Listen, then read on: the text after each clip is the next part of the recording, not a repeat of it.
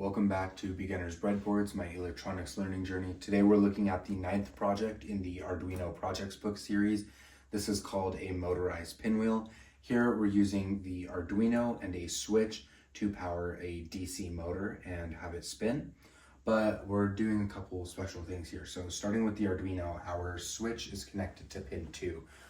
One thing we did differently than what the book shows is we declared this as an internal pull-up or an input pull-up. It will keep this pin at 5 volts until the switch is pressed, which then connects it to ground.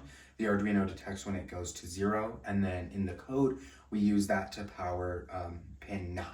What this goes to then is an N-channel MOSFET. We're using the MOSFET as a switch, so you give a 5 volt signal on its gate, which then powers the DC motor. The DC motor, however, is really powered through a 9 volt battery because the Arduino pins can only give 40 milliamps of current. That's not enough to power a full DC motor.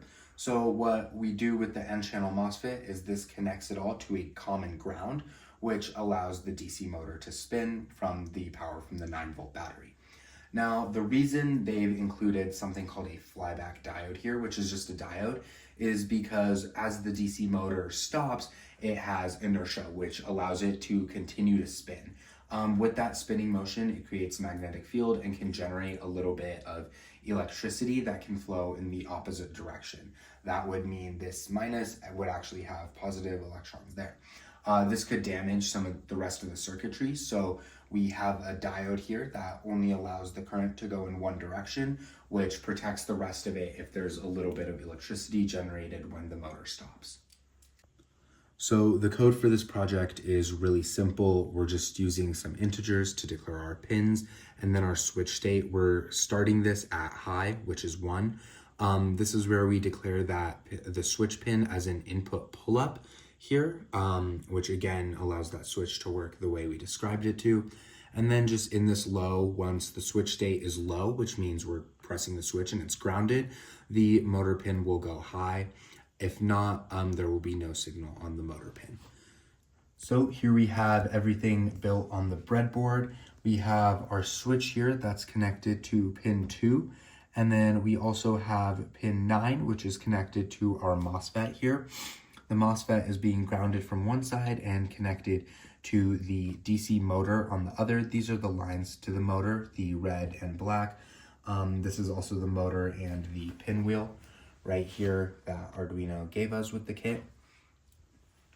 And then aside from that, this is the diode, which again we explained only lets the current go in one direction to stop any generation that happens when the motor stopped. And this is the 9 volt battery that's powering the pinwheel. We've also connected to the 2 different grounds on the breadboard, so there's one common ground. So now we can demonstrate this working. When we press the button, the pinwheel starts spinning.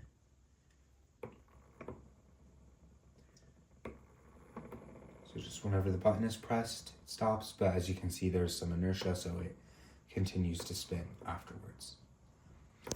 One thing about the DC motor is it's currently spinning in the clockwise direction just because of the way we connected the leads, the positive and negative here. But if we switch these around, it will spin in the opposite direction. So I will put one side of it back to where the diode is, and then the other side of it that's connected here.